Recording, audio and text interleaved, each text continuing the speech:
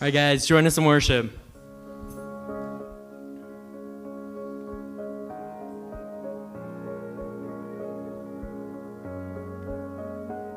Some people think you're distant, just some words on a page, that you're nothing more than fables handed down along the way. But I've seen you part the waters when no one else could pull me from the deep. That's who you are to me.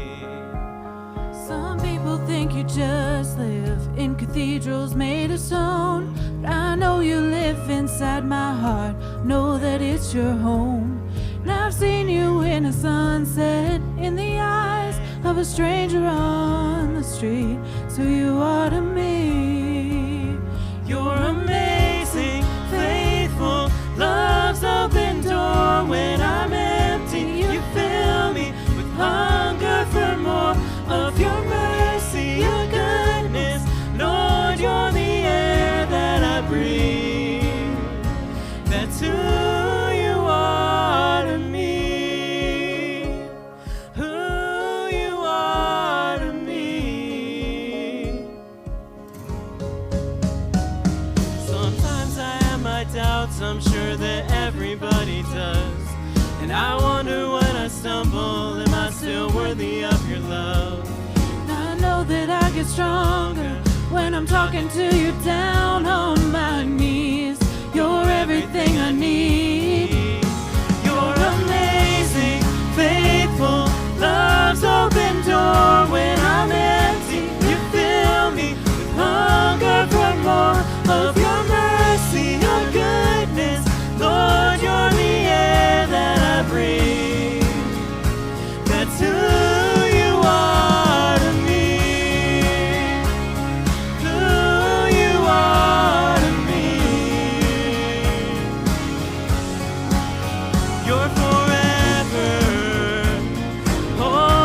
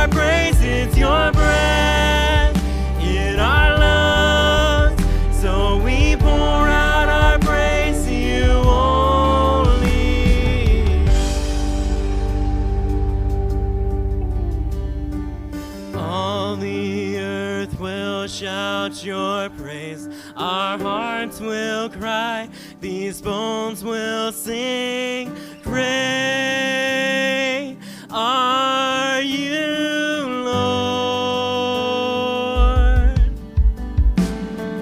All the earth will shout your praise. Our hearts will cry, these bones will sing. Great are you, Lord.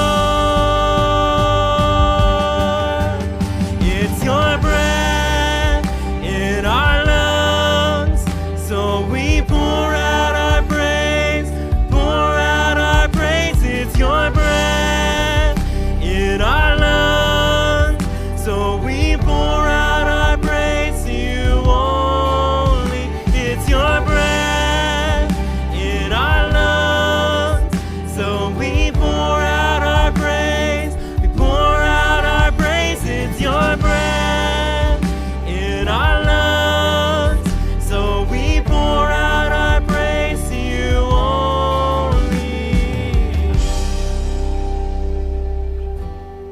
Great are you, Lord.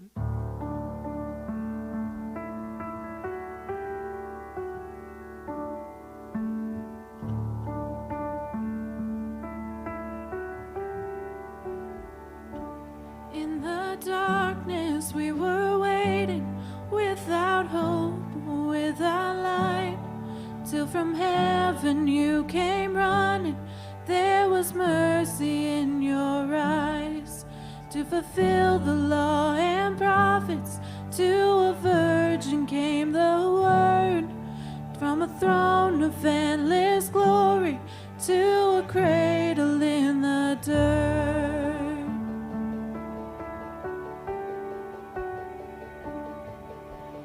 Praise the Father, praise the Son, praise the Spirit, three in one.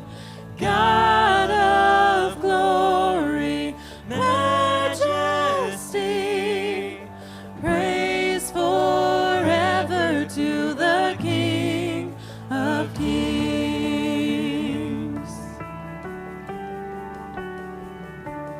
To reveal the kingdom coming and to reconcile the lost, to redeem the whole creation. You did not despise the cross, for even in your suffering you saw to the other side, knowing this was our salvation. Jesus, for our sake you died.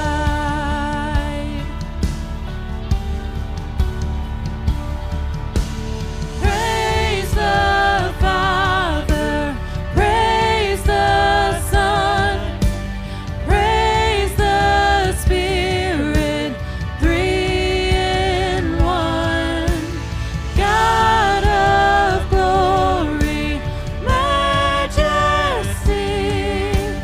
praise forever to the King of Kings.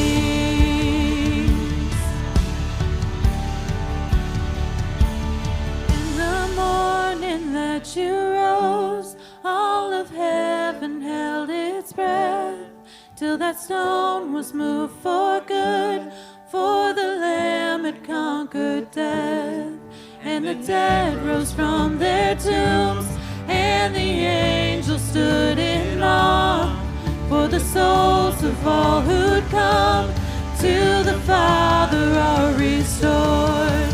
And the Church of Christ was born, then the Spirit lit the flame.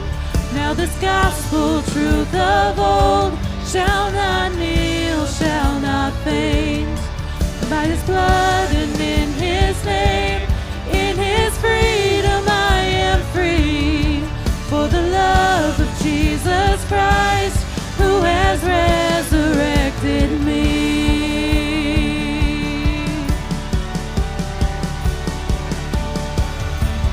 Praise the Father, praise the Son, praise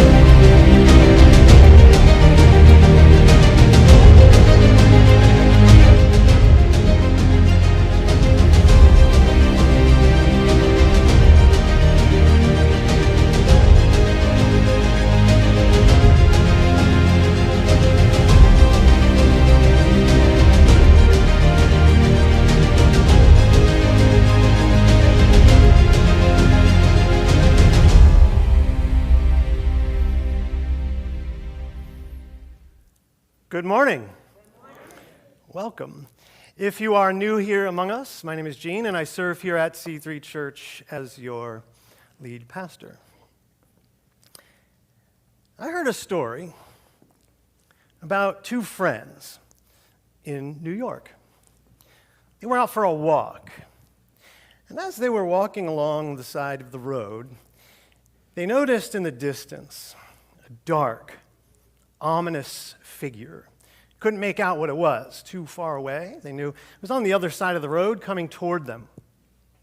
As it got closer, it took form. It appeared to have a cape on and a hood. As it got closer still, they noticed its eyes were glowing red. And as it was just about across the street from them, they both realized it was death. Well, one of the friends was terrified, looked down at the ground. The other couldn't help himself. He looked over, and sure enough, he was staring death in the face. Well, it passed them by. But the one who looked at death in the face was terrified. So he said to his friend, "What should I do?" Friend said, "I'd get out of here. Get in the car and drive as far south as you can go-ish. Go all the way to Naples, Florida. Because that's what people do when they want to escape from death." Well, he did 95 on 95. It's the name of the road, not the speed limit. But anyway, when he got here, got out of the car, and immediately he felt someone tapping him on the shoulder. Sure enough, he turned around, and he was once again staring death in the face. He realized that he couldn't escape death, even in Naples, Florida. So he said, "Fine, take me. But first, I have a question. When you passed me by in New York, you had a look of surprise on your face. Still scary, but surprised. What was that all about?" Well, Death said, "Yeah, I was kind of surprised to see you in New York because I was told to find you here in Naples, Florida." Today, we will be continuing in our series, The Rest of the Story. We'll be looking at Genesis chapter 4. Last week, we covered a lot. Creation, all the way to the fall of man, Genesis 1 through 3. We saw that Adam and Eve tried to be like God. They ate from the tree of knowledge of good and evil, and so they were expelled from the garden. Now Adam has to toil with the soil. Eve has labor pains now. Thanks, Eve. So we saw a picture of the first married couple and how this pointed to Christ. Today, we look at their children, the world's first siblings or brothers. Now, I want to make a note for everyone who might have missed the intro. Kind of important. As we move forward, it'll set you up for success. You'll better understand some of the things that I'm talking about, not as if I'm not going to recap anything for you, but it'll make a lot more sense. You can go back and watch the Bible studies too, right through our app. And on that note, I want to encourage you to do that. And in fact, I want to encourage you to come to Bible study because it's more than just that. It's another worship service. If you can make it at 5:30, we have a half-hour time of worship. Bible study starts at 6, and we've brought something back. Put it in the app, the Bible study application questions. The last couple of Wednesdays, I was a little bit lecture-ish because there's a lot of information that a lot of Christians don't know that I've been going over. But now I want to kind of turn it back over to you a little bit, a little more interaction.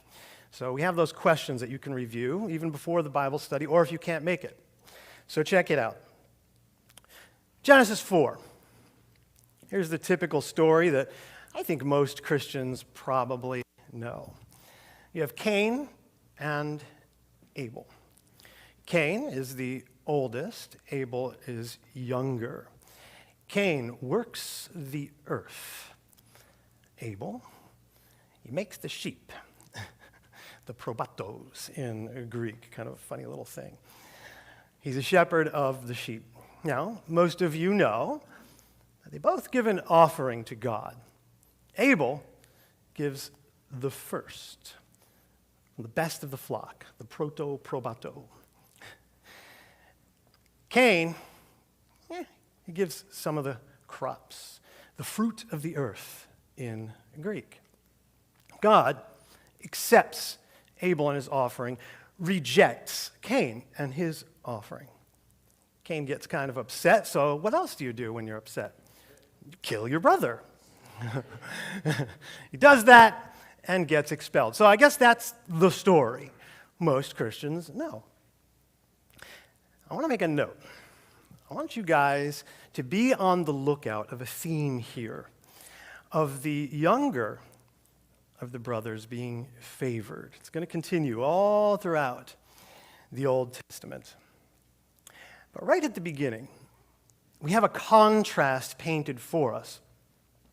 Abel is a shepherd. Cain works the land. Cain, the oldest, like his father, is a farmer, so to speak. Cain also repeats his parents' sin of trying to be like God. God punishes in much the same way with expulsion. And the curse of the infertile land continues. But so does God's grace. He's a wanderer, it says now. Wanders the earth. The soil won't produce crops for you, Cain. And he worries. What if someone tries to kill me? So God puts a mark on him so that everyone knows they shouldn't kill Cain. He and his father, are both sent east. So don't go east. It's not a good thing. Now, some might immediately think, hold on. We have the first 3 people in the world. They do bad stuff. Rightly, they get punished. But then the first good one or righteous one comes along and he gets killed? What's up with this story? Well, this is what the Bible teaches about the death of the godly. Isaiah 57:1. Good people pass away. The godly often die before their time, but no one seems to care or wonder why. No one seems to understand that God is protecting them from the evil to come. For those who follow godly paths will rest in peace when they die. Indeed, some of you know what is going to happen in the rest of the story. Now, we should learn something from the Bible. This fact that right out the gate, the first godly person dies. Abel's sacrifice is considered the first in the Bible. But remember what I told you about the figs. Remember? They get knowledge that they're naked. So they get fig leaves. What else? They cover themselves up. But before their expulsion, God gives them animal skins. So some would say that this is the first sacrifice in the Bible. Anyway, we do know that it's a part of God's grace for us. And so this for Cain is a continuation of that theme. Yes, there's punishment, but there's also grace. It's often taught that God preferred Abel's offering because he gave them the firstborn, not leftovers. It is said that Abel discerned through faith the Lord's coming incarnation and sacrifice. New Testament, Hebrews 11:4. It was by faith that Abel brought a more acceptable offering to God than Cain did. Abel's offering gave evidence that he was a righteous man. And God showed his approval of the gifts. Although Abel is long dead, he still speaks to us by his example of faith. We also get further commentary on Cain when we look to the New Testament. 1 John 3, starting at verse 11. This is the message you have heard from the beginning. We should love one another. We must not be like Cain, who belonged to the evil one and killed his brother. And why did he kill him? Because Cain had been doing what was evil, and his brother had been doing what was righteous. Indeed, God tells Cain, get control of this sin. You must master it. So we know he was up to no good besides the offering. Jude is all about false teachers. Really short one-chapter book. So in that context, Jude says this. Jude 1:10, but these people, false teachers, scoff at things they do not understand, like unthinking animals. They do whatever their instincts tell them, and so they bring about their own destruction. What sorrow awaits them, for they follow in the footsteps of Cain, who killed his brother. Cain had the wrong heart, and so his worship is worthless. God rejects that type of worship. We'll go back to Isaiah. I'll give you a little bit of context. It would take a pretty long time to give you the complete thing. Isaiah is a prophet. Later on, Israel has its downfall. They have like a civil war. They split. The north Israel falls first. Next is Judah. So around the time of Hezekiah, they haven't fallen yet. They're not going to completely get conquered yet by the Babylonians. Isaiah shows up and does some prophesying, gives some warnings. Idolatry is the main thing that causes the fall, but they're up to no good. They're sinning like crazy. And so this is what God says of their worship, that it's worthless. It is stained by sin. Isaiah 1, starting at verse 10. Listen to the Lord, you leaders of Sodom, sarcasm. Listen to the law of our God, people of Gomorrah. What makes you think I want all your sacrifices, says the Lord? I'm sick of your burnt offerings of rams and the fat of fattened cattle. I get no pleasure from the blood of bulls and lambs and goats. When you come to worship me, who asked you to parade through my courts with all your ceremony? Stop bringing me your meaningless gifts. The incense of your offerings disgusts me. As for your celebrations of the new moon and the Sabbath and your special days for fasting, they are all sinful and false. I want no more of your pious meetings. I hate your new moon celebrations and your annual festivals. They are a burden to me. I cannot stand them. When you lift up your hands in prayer, I will not look. Though you offer many prayers, I will not listen, for your hands are covered with the blood of innocent victims. Wash yourselves and be clean. Get your sins out of my sight. Give up your evil ways. Learn to do good. Seek justice. Help the oppressed. Defend the cause of orphans. Fight for the rights of widows. God rejects worship stained by sin. Now, when we look at the rest of the story in Genesis 4, we also get another situation where God asks a question he already knows the answer to. Genesis 4:9. Afterward, Cain kills Abel. The Lord asked Cain, "Where's your brother? Where's Abel?" "I don't know," Cain responded. "Am I my brother's guardian?" He doubles down like his dad. He lies and he has an attitude problem. Continues, Genesis 4:10. But the Lord said, "What have you done? Listen, your brother's blood cries out to me from the ground. Now you are cursed and banished from the ground, which has swallowed your brother's blood. No longer will the ground yield good crops for you, no matter how hard you work. From now on, you will be a homeless wanderer on the earth." So we have this concept. The blood soils the ground. Cain soiled the ground with his brother's blood. And now it will not yield crops for him. Verse 11, there's an alternate. Some versions say, "So now you are cursed from the earth, which opened its mouth to receive your brother's blood from your hand." Interesting imagery.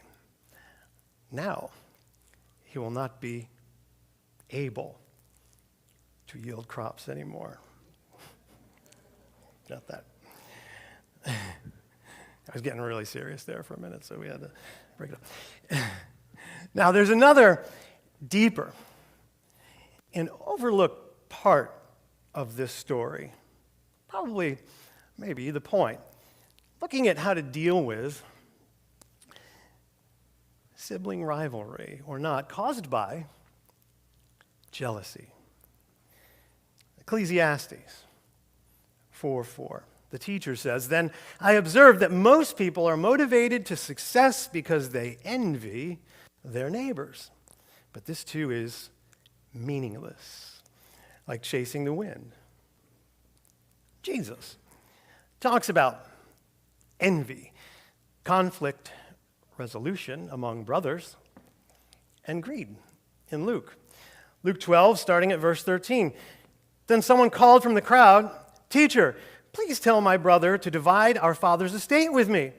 Jesus replied, "Friend, who made me a judge or arbitrator over you to decide such things as that?" Then he said, "Beware, guard against every kind of greed. Life is not measured by how much you own." Then he told them a story. A rich man had a fertile farm that produced fine crops. He said to himself, "What should I do? I don't have room for all my crops." Then he said, "I know. I'll tear down my barns and build bigger ones. Then I'll have enough room to store all my wheat and other goods.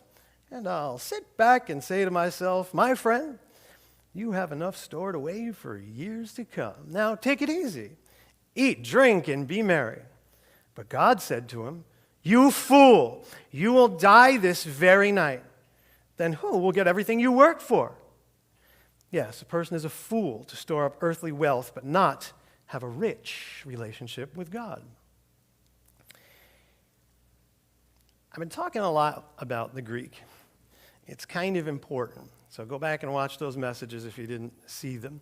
It's because the Greek version of the Old Testament is the Bible of the early church. Kind of interesting history I shared with you. And indeed, the Greek has a great influence on much of the text. I showed you many quotes a couple Bible studies ago where a lot of the early church fathers thought that the Greek version of the Old Testament was a superior and inspired translation. So go back and check that out at the Bible study. Indeed, I shared with you that if you only use the Hebrew version, which was written like 700 years after Jesus, interesting, but you use the Greek of the early church, you get prophecies about Jesus that are not in the Hebrew. So which one is the best translation? The one that points to Jesus consistently, or the one that doesn't? Greek is important. And for those of you who didn't know that, if you own a Bible, a modern one, it's been right under your nose the whole time, and you probably didn't know it. Every time you see LXX in the margins or in the introduction, that's telling you they got it from the Septuagint, the Greek version of the Old Testament. It means they had to go there to get that. If it's in the New Testament, it means that the author in the New Testament is writing in Greek, we know that, but then quoting the Greek version, not the Hebrew version, which kind of wasn't around that we read from anyway. A lot of prophecies, too. Another thing that people don't notice is the words Genesis and Ecclesiastes are not Hebrew. They're Greek. So one must ask oneself, why? It's the Greek influence. Now, for as much influence as the Greek language has on our biblical text, when it comes to names, it doesn't try to mess with it too much. It just tries to sound it out, because the names have meanings that are sometimes very, very important. So that's where you have to look at the Hebrew and the Greek to understand what might be going on. So let me share some of this with you. Do you know what Abel's name means? Chabel means breath. Abel's name is symbolic of his short life, like a breath. Here 1 minute, gone all too quickly. We see this concept elsewhere.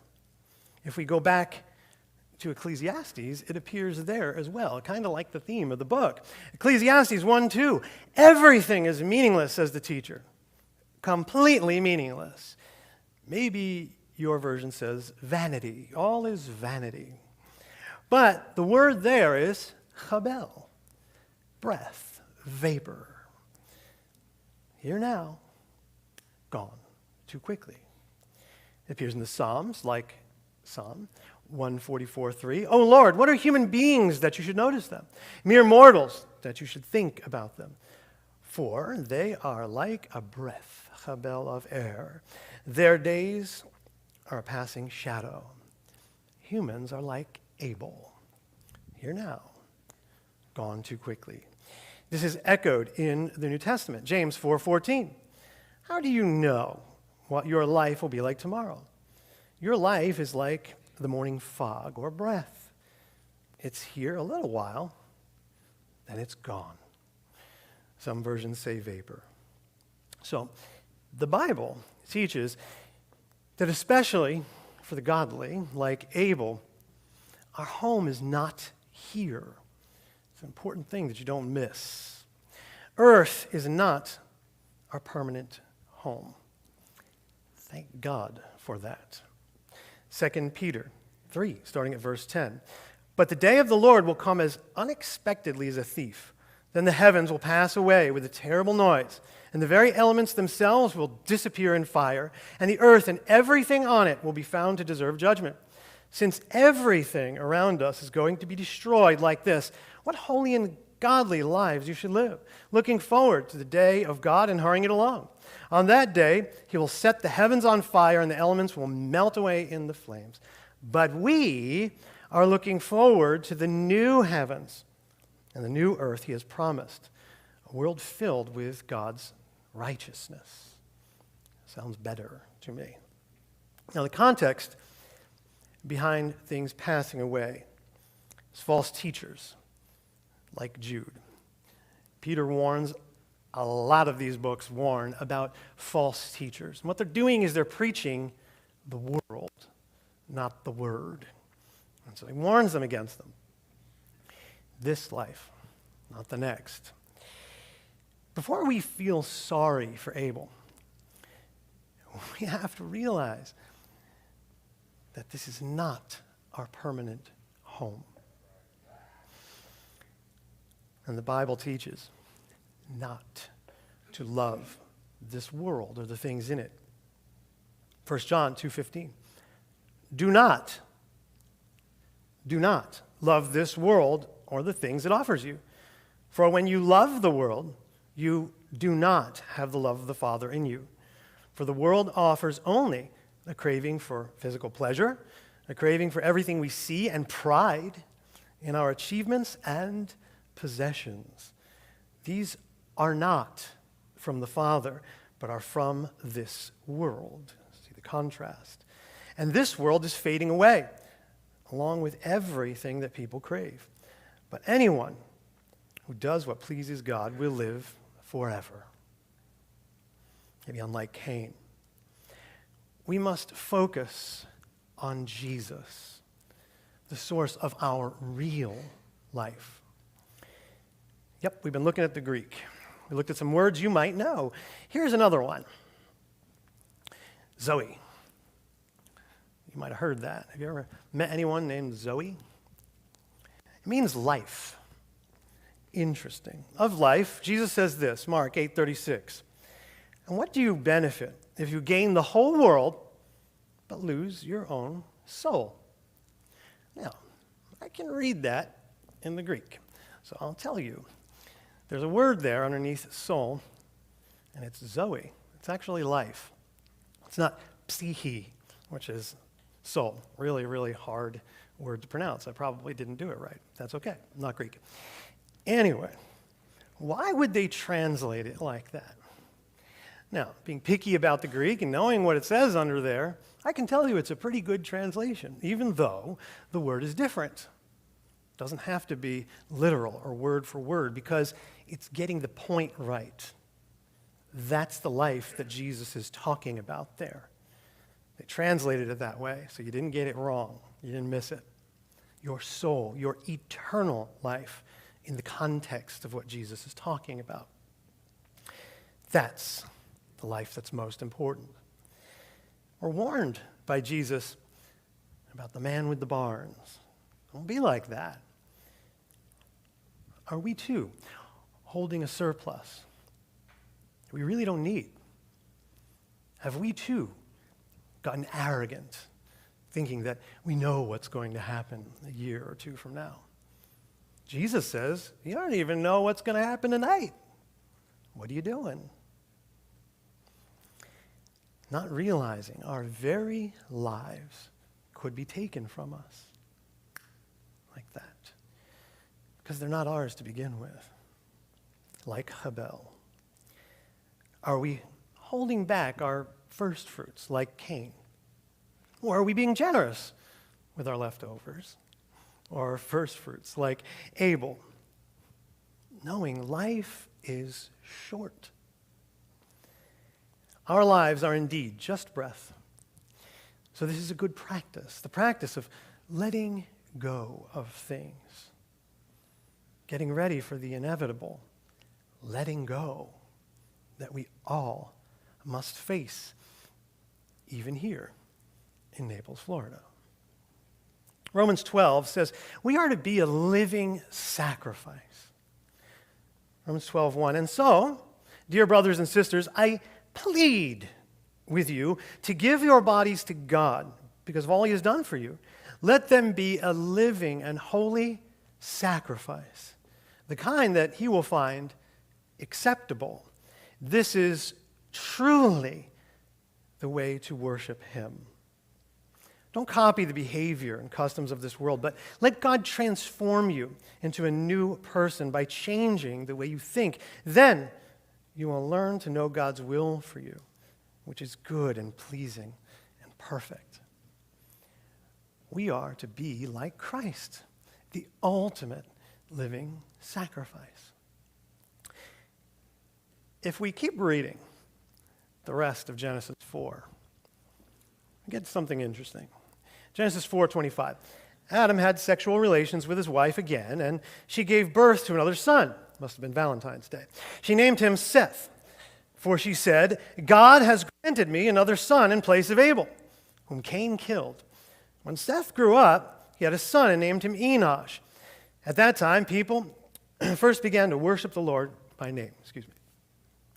Seth is the replacement for Abel. Seth's name means something like given or produced. God has given. It's actually a Christophany, something pointing to Jesus in the Old Testament. He's a part of Jesus' genealogy in Luke 3:38. Seth, God has given. A son is given, a prefigure of Jesus. Out of death, new life comes. It is said that Seth is a picture of Christ's resurrection, where Abel is a symbol of his death. Abel's a shepherd, a maker of the sheep. Jesus is the good shepherd. They both die. Then Seth represents a new life. A son is given. Now, instead of the blood crying out from the ground, as Abel's did, we are now covered by the blood of Christ. Back to Hebrews. Translates this for us. 12:24. You have come to Jesus, the one who mediates the new covenant between God and people, and to the sprinkled blood which speaks of forgiveness instead of crying out for vengeance like the blood of Abel. A son was given to us. God has given us the ultimate sacrifice by making the ultimate sacrifice. God loved us so much that He gave His only Son. We put this all together from Genesis 1 to 4, looking at it all through the lens of the New Testament. We get another beautiful reversal where the Creator becomes the sacrifice. We get the rest of the story which is that Christ is the visible image of the invisible God. He existed before anything and was created and is supreme over all creation. For through him, God created everything in the heavenly realms and on earth. He made the things we can see and the things we can't see, such as thrones, kingdoms, rulers, and authorities in the unseen world.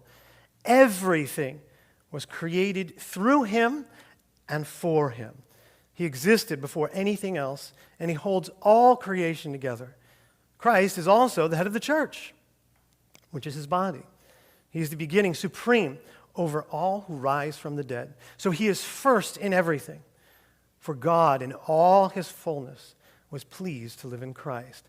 And through him, God reconciled everything to himself. He made peace with everything in heaven and on earth by means of Christ's blood on the cross. Amen.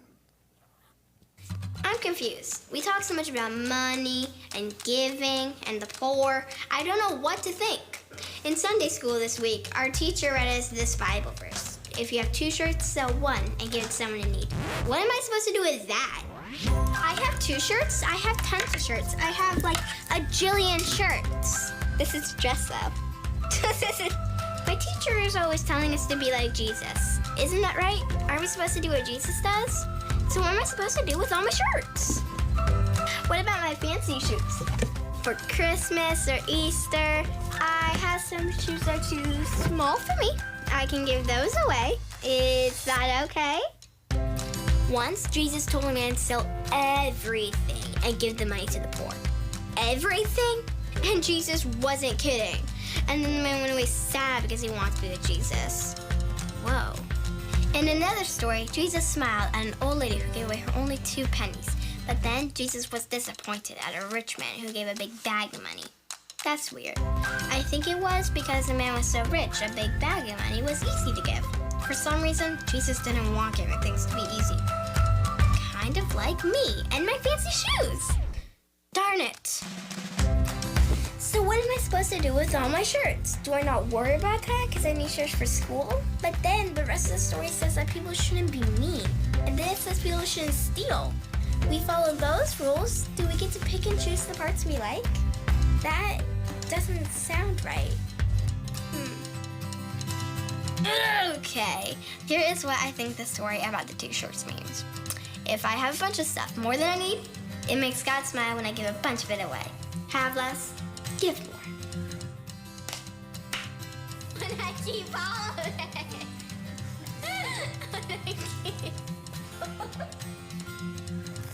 Morning, C3. How are you today? A little bit crazier on the road here than usual. I think a lot of people forgot it was Valentine's Day and had to rush out to get flowers, so I wonder if any of you were that person. Anyway, if you're new here, welcome. We have an app, as Jean had mentioned, you can download if you prefer paperless. We have a connection card. Hi, Ryan. On there. You can download it. We have our thrift store on there, connection cards, prayer requests, and the sermons, as Jean had said, or our Bible studies. You are more comfortable elsewhere tuning in, you can do that, or you happen to miss it, you can catch up later on. We have our offerings where you can set it and forget it, our COVID-19 updates, which we seem to be in a bubble down here. So Wednesday at 5:30 we have our worship, 6 o'clock is Bible study. Pizza is served both Wednesdays and after service. We like to feed you spiritually and then physically, as always. Coming up, March 7th is another movie day right after service. So we will be emailing you the details on that. And that is about it. Hope you enjoy your holiday today, and we hope to see you next week. Thanks.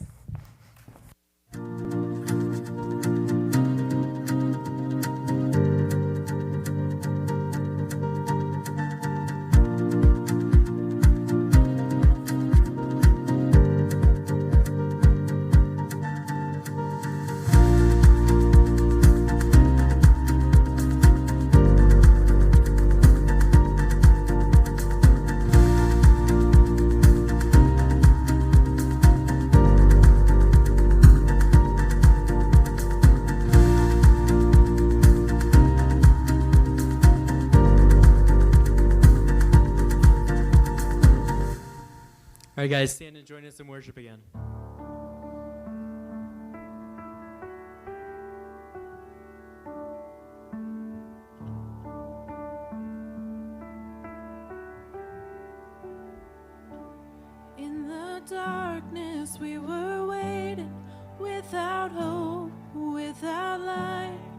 till from heaven you came running. There was mercy in your eyes to fulfill the law and prophets. To a virgin came the word, from a throne of endless glory to a cradle in the dirt.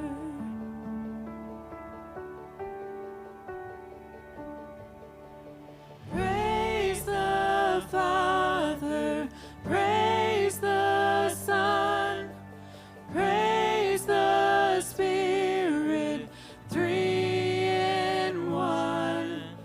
God of glory, majesty, praise forever to the King of Kings.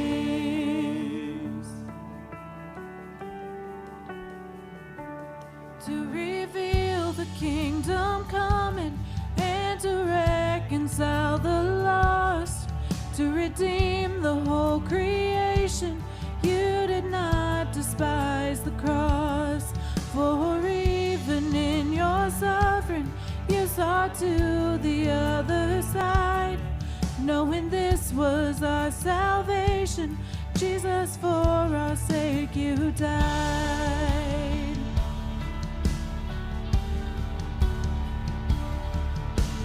Praise the Father, praise the Son, praise the Spirit, three in one. God of glory, majesty, praise forever to the King of Kings.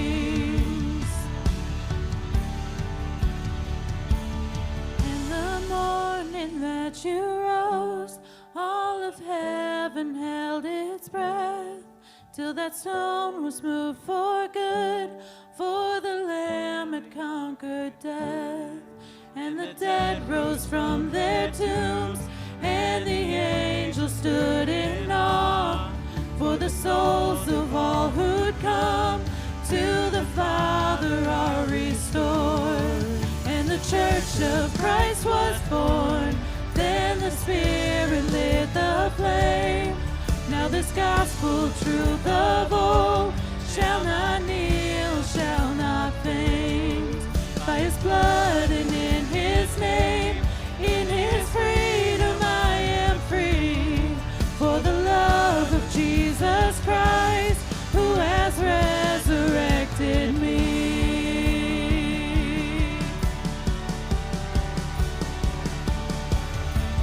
Praise the Father, praise the Son, praise the Spirit, three in one.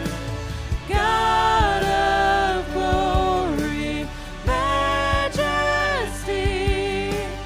praise forever to the King of Kings. Praise forever to the King of Kings.